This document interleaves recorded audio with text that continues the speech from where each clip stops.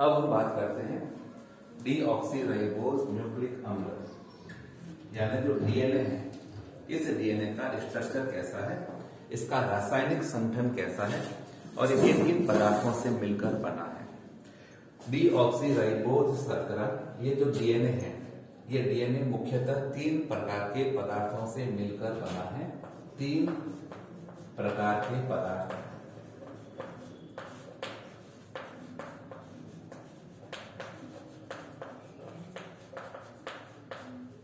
सबसे पहला जो पदार्थ है यह होता है, यह है पेंटोज शर्करा।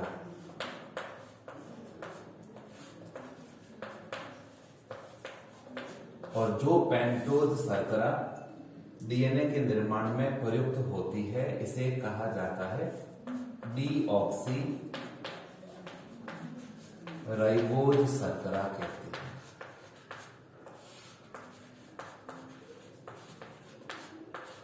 पेंटोज शर्करा हम पढ़ेंगे 2 टाइप की होती है। एक होती है राइबोज शर्करा जो आरएनए के निर्माण में प्रयुक्त होती है, और एक होती है डीऑक्सी राइबोज शर्करा। अगर इस राइबोज शर्करा का स्ट्रक्चर बना है, एक सिंपल सा रेखांकित चित्र बना है, तो डीऑक्सी राइबोज शर्करा को हम इस प्रकार से बनाते हैं, इस टाइप से। यहां पर कार्बन है, यहां पर कार्बन, कार्बन, कार्बन, यहां पर ऑक्सीजन है, तो ये हो गए 4 कार्बन। अब बात आती है 5वां कार्बन कहां पर है, तो 5वां कार्बन इस वलय से बाहर यानी यहां पर होता है। प्रत्येक कार्बन की 4-4 वैलेंसीज होती है, 4-4 संयोजकताएं हैं। तो इस कार्बन में यह पहला कार्बन हो जाएगा, यह हो जाएगा दूसरा, यह तीसरा कार्बन, यह हो जाएगा चौथा, और यह हो जाएगा 5वां कार्बन। तो 5वां कार्बन वलय से बाहर होता है। अब 4-4 वैलेंसी है, तो पहला कार्बन है, इस पहले कार्बन पर देखा जाए तो यहां पर OH और ये H, इस प्रकार की व्यवस्था है। यहां पर H और H, इस प्रकार की व्यवस्था है।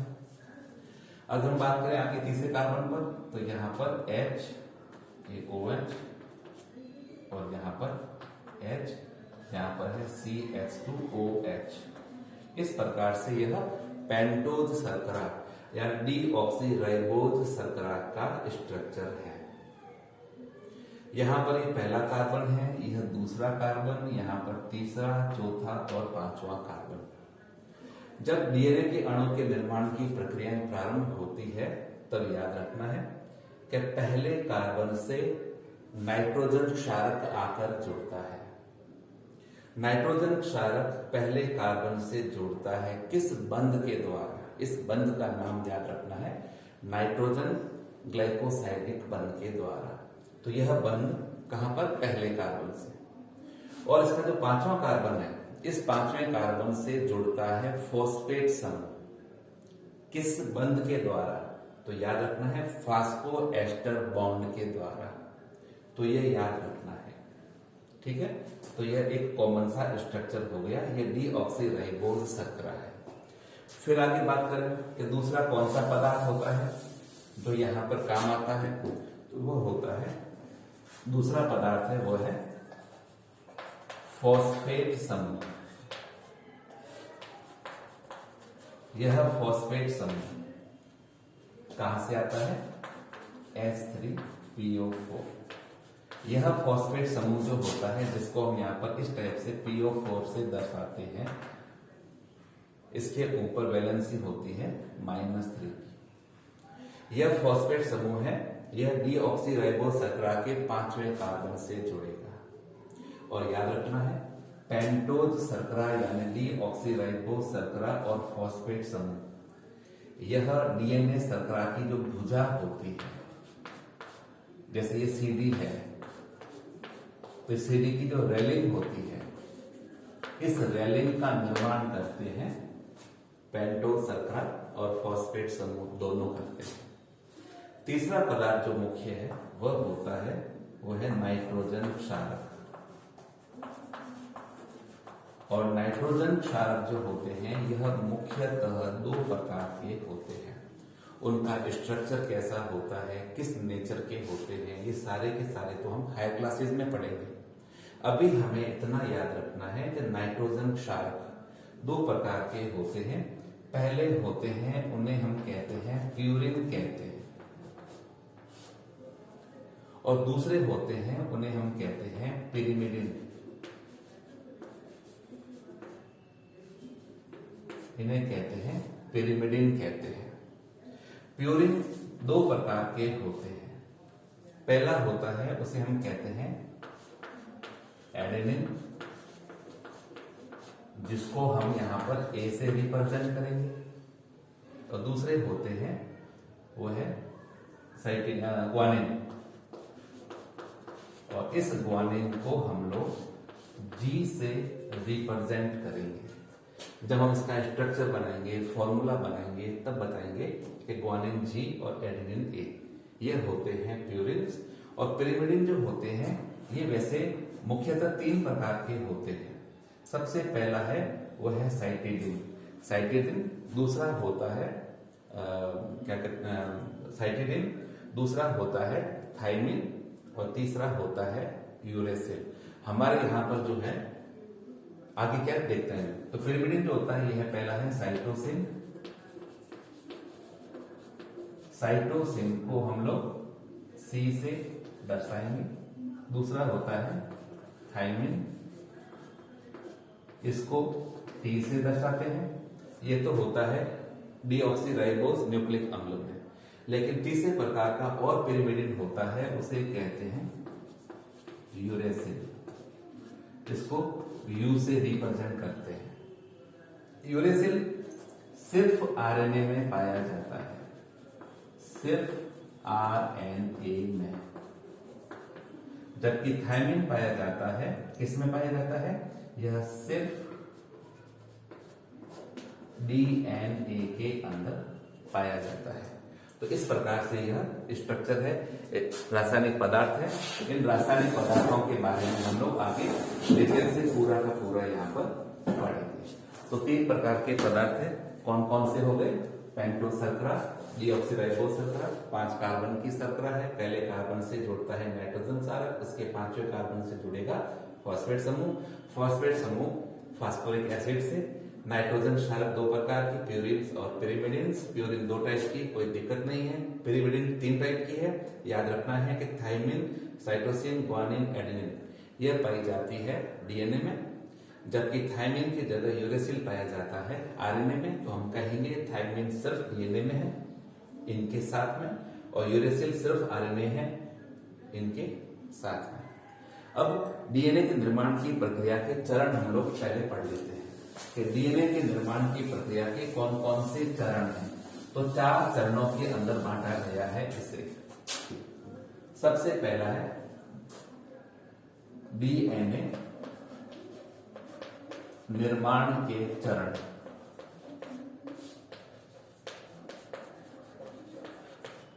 तो जो पहला चरण है इसे कहा जाता है न्यूक्लियोसाइड का निर्माण।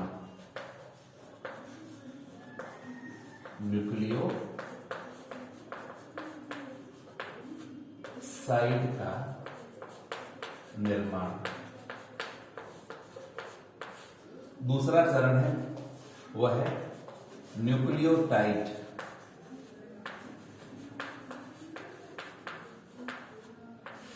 का निर्माण। तीसरा चरण है वह है पॉलीन्यूक्लियोटाइड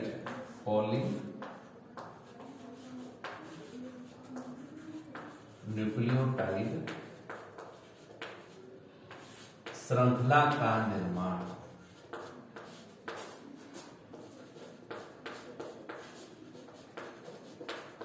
और जो चौथा चरण है वो होता है डीएनए अणु का निर्माण। डीएनए के अणुओं के निर्माण में 2 पॉलीन्यूक्लियोटाइड श्रृंखलाएं एक दूसरे के प्रति समानांतर आकर विन्यासित हो जाती है, और 2 पॉलीन्यूक्लियोटाइड श्रृंखलाएं आपस में जुड़ती है किससे, नाइट्रोजन क्षारकों की सहायता से। और नाइट्रोजन क्षारक प्यूरिन जुड़ेगा पिरिमिडिन से। तो तो वहां पर हाइड्रोजन बॉन्ड बनते हैं। ये सारी प्रक्रियाएं हम लोग अभी देखते हैं। सबसे पहले देखते हैं न्यूक्लियोसाइड का निर्माण कैसे होगा। तो न्यूक्लियोसाइड के निर्माण के लिए याद रखना है कि जो डीऑक्सीराइबोज शर्करा है, जिसे हम कहते हैं 5 कार्बन की शर्करा, जिसे हम कहते हैं पेंटोज शर्करा, तो इस डीऑक्सीराइबोज शर्करा जो है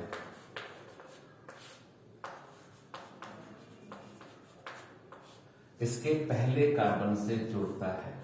कौन जुड़ेगा? नाइट्रोजन क्षारक। किसके द्वारा जुड़ता है? तो याद रखना है नाइट्रोजन ग्लाइकोसाइडिक बंध द्वारा। मैं लिख देता हूं यहां पर नाइट्रोजन ग्लाइकोसाइडिक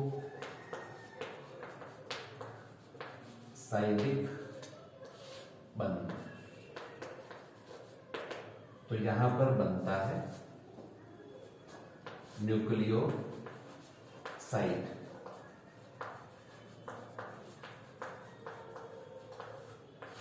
यानी पेंटोज शर्करा के पहले कार्बन से हम अगर पेंटोज शर्करा को अगर इसको हम रेखांकित तरीके से समझाएं तो यह है पेंटोज शर्करा।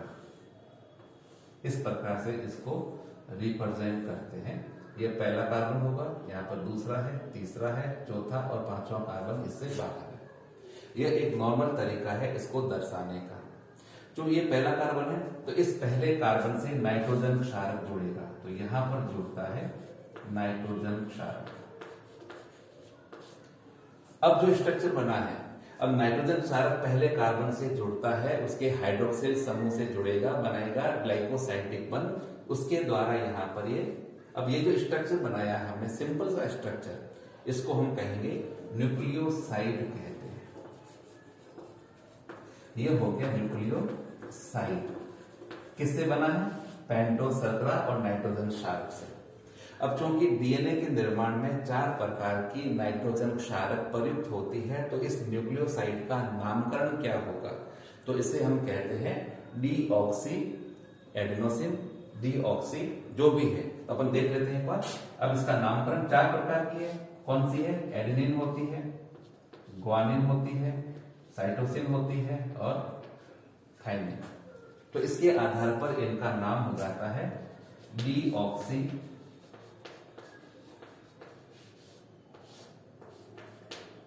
एडेनोसिन। अगर नाइट्रोजन क्षारक, अगर यहां पर नाइट्रोजन क्षारक एडेनिन होगा तो डीऑक्सी एडेनोसिन। अगर नाइट्रोजन क्षारक यहां पर ग्वानिन होता है तो इसका नाम हो जाएगा ग्वानोसिन।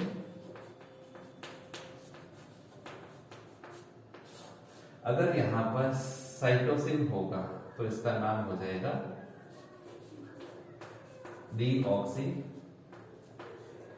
साइटिडिन। और अगर यहां पर थायमिन जुड़ा होगा तो इसका नामकरण हो जाता है डीऑक्सी थायमिडिन, इसका नाम हो जाएगा। और इसको सिंपल तरीके से रिप्रेजेंट करना है तो हम दिखाते हैं इस प्रकार से। ये पेंटोज शर्करा, ये इसका 5वां कार्बन, यहां पर एडेनिन जुड़ जाएगा, फिर यहां पर ये थायमिन जुड़ा हुआ है, उसी प्रकार से साइटोसिन, फिर ग्वानिन। तो 4 प्रकार के न्यूक्लियोसाइड्स बनते हैं हजारों लाखों की संख्या में। किसमें? कोशिका में। और यहाँ पर कौन कौन से हैं? Deoxy adenosine, deoxy guanosine, deoxy cytidine और डीऑक्सी थायमिडिन। इस प्रकार से यहाँ पर न्यूक्लियोसाइड का निर्माण हो जाता है। जब न्यूक्लियोसाइड बन जाते हैं तो अगला स्टेप हमने पढ़ा था, कौन सा स्टेप था वो? न्यूक्लियोटाइड का निर्माण। जो नेक्स्ट आता है वो है दूसरा बिंदु,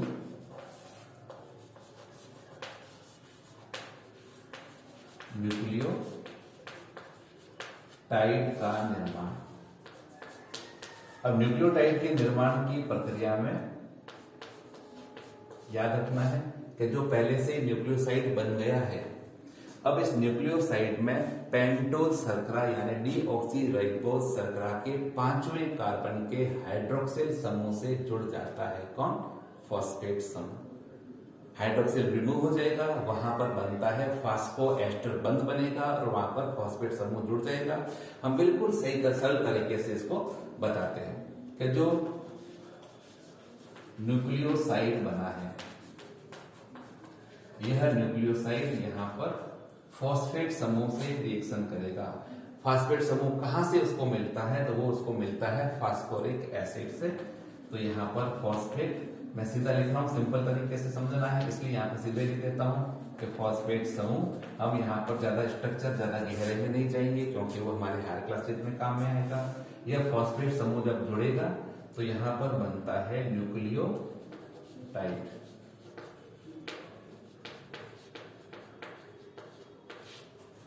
अब न्यूक्लियोटाइड बना कौन से, फास्फोएस्टर बंध द्वारा। तो मैं यहां पर लिख देता हूं कि कौन सा बंध है, फास्फो एस्टर। और एस्टर बंध, एस्टर किसे कहते हैं ये हमें पता है, अल्कोहल और एसिड की प्रक्रिया से। ये ज्यादा जानकारी आप लोगों को होगी, मुझे इसके बारे में ज्यादा जानकारी नहीं है। तो न्यूक्लियोसाइड फॉस्फेट समूह से, फॉस्फेट समूह कहां पर जुड़ेगा, तो फॉस्फेट समूह पेंटोज शर्करा के 5वें कार्बन से। अब हमने जो न्यूक्लियोसाइड बनाया था उस न्यूक्लियोसाइड को हमने इस प्रकार से रिप्रेजेंट किया था, ये इस टाइप से। यहां पर हमने नाइट्रोजन क्षारक जोड़ दिया था।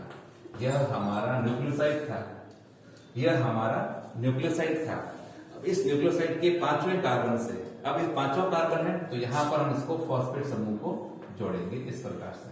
अब जो स्ट्रक्चर बना है, यह स्ट्रक्चर बना है किसका, यह स्ट्रक्चर बना है न्यूक्लियोटाइड। अब ये न्यूक्लियोटाइड पहले कार्बन से नाइट्रोजन क्षारक और 5वें कार्बन पर फॉस्फेट समूह, इस प्रकार से बनता है यह न्यूक्लियोटाइड। अब ये न्यूक्लियोटाइड फिर 4 प्रकार के हो जाएंगे क्योंकि नाइट्रोजन क्षारक जो डीएनए के निर्माण में भाग लेते हैं वो कितने प्रकार के हैं, 4 प्रकार के। तो यहां पर चूंकि एक फॉस्फेट समूह जुड़ा है तो इसे हम कहते हैं मोनोफॉस्फेट। तो यहां पर हम लोग देखें वापस कि जो यहां पर न्यूक्लियोसाइड बने थे डीऑक्सी एडेनोसिन, अब यह न्यूक्लियोटाइड में परिवर्तित हुआ है तो इसके नाम के पीछे क्या आ जाएगा, डीऑक्सी एडेनोसिन मोनोफॉस्फेट। तो ये हो गया मोनोफॉस्फेट। उसी प्रकार से deoxy adenosine monophosphate, deoxycytidine monophosphate, deoxythymidine monophosphate. तो 4 प्रकार के न्यूक्लियोटाइड यहां पर बन जाते हैं। जब इस प्रकार से न्यूक्लियोटाइड बन जाते हैं, अब ये न्यूक्लियोटाइड क्या करते हैं, आपस में जुड़ते हैं। जुड़ने की प्रक्रिया को ध्यान से देखना है कि ये न्यूक्लियोटाइड आपस में जुड़ते हैं और बनाते हैं पॉली न्यूक्लियोटाइड श्रृंखलाओं का निर्माण करते हैं। तो अगला स्टेप अपना जो आता है वह है पॉली न्यूक्लियोटाइड श्रृंखला का निर्माण।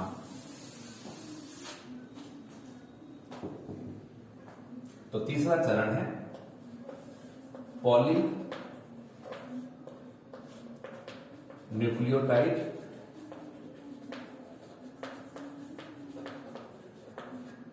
श्रृंखला का निर्माण।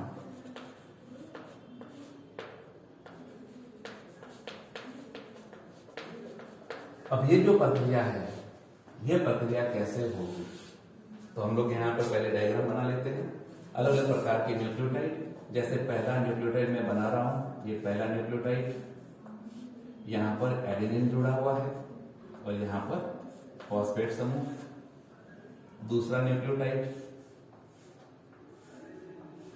यहां पर थायमिन जुड़ा हुआ है और यहां पर फॉस्फेट समूह।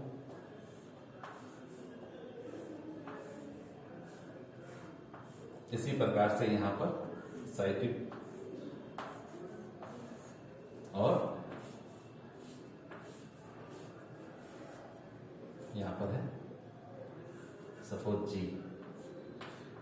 तो चारों प्रकार के न्यूक्लियोटाइड को मैंने यहां पर रिप्रेजेंट कर लिया।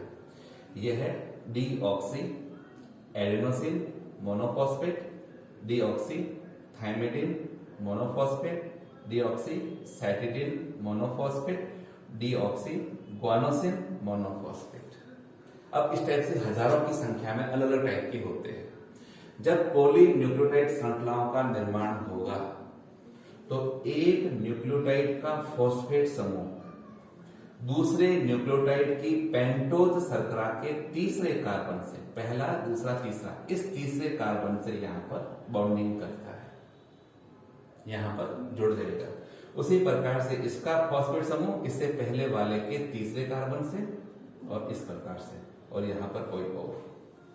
इस प्रकार से यहां पर लंबी लंबी श्रृंखलाओं का निर्माण हो जाता है। जब पॉली न्यूक्लियोटाइड श्रृंखलाओं का निर्माण होता है तो एक न्यूक्लियोटाइड का फॉस्फेट समूह दूसरे न्यूक्लियोटाइड की पेंटोज शर्करा यानी डीऑक्सीराइबोज शर्करा के तीसरे कार्बन से जुड़ेगा और यहां पर बनती है पॉली न्यूक्लियोटाइड श्रृंखलाओं का निर्माण होता है। इस प्रकार की पॉली न्यूक्लियोटाइड श्रृंखलाएं जब बन जाती है तो वहां पर डीएनए के अणु का निर्माण होता है। तो चौथा स्टेप होता है डीएनए अणु का निर्माण। और डीएनए के बारे में हम पहले ही पढ़ चुके हैं कि डीएनए दो पॉलीन्यूक्लियोटाइड श्रृंखलाओं से मिलकर बना होता है। तो ये एक पॉलीन्यूक्लियोटाइड श्रृंखला हो गई, इसके साथ में दूसरी पॉलीन्यूक्लियोटाइड श्रृंखला है। अब ये पॉलीन्यूक्लियोटाइड श्रृंखलाएं एक दूसरे के विपरीत यानी प्रति समानांतर होती है। तो मैं यहां पर बनाने का प्रयास करता हूं। एडेनिन हमेशा थायमिन से जोड़ता है दो दुर्बल हाइड्रोजन बंधों के द्वारा, और साइटोसिन हमेशा जुड़ेगा ग्वानिन से तीन दुर्बल हाइड्रोजन बंधों के द्वारा। तो यहां पर ए है, तो अब यहां पर मैं बनाता हूं वापस। ए है तो ए जुड़ता है टी से, तो यहां पर जो स्ट्रक्चर बनता है उस स्ट्रक्चर को मैं यहां पर बनाता हूं।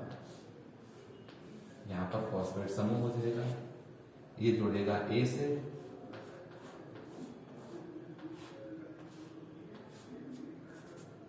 ये इसका फॉस्फेट समूह, सी जुड़ता है जी से,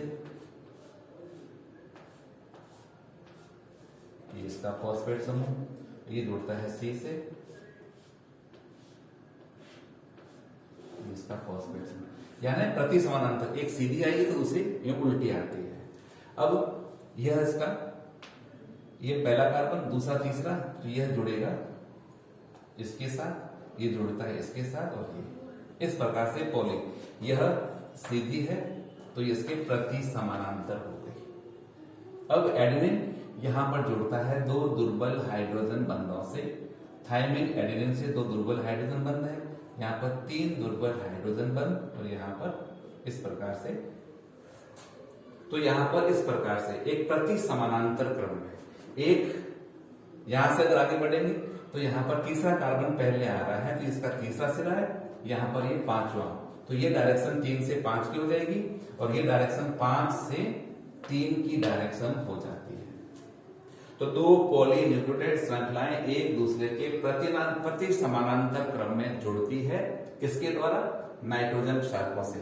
प्यूरिन हमेशा पिरिमिडिन के साथ में दुर्बल हाइड्रोजन बंधों से जुड़ता है। एडेनिन थायमिन से एटीजीसी याद कर लो, एटीजीसी, टीएजीसी, इस टाइप से। तो एडेनिन होगा वहां पर थायमिन, इसलिए जितना एडेनिन होगा उतना ही थायमिन होगा, जितना ग्वानिन होगा उतना ही साइटोसिन होगा। ये बात हमेशा याद रखनी है। तो यहां पर बनती है डीएनए के अणुओं का निर्माण हो जाता है।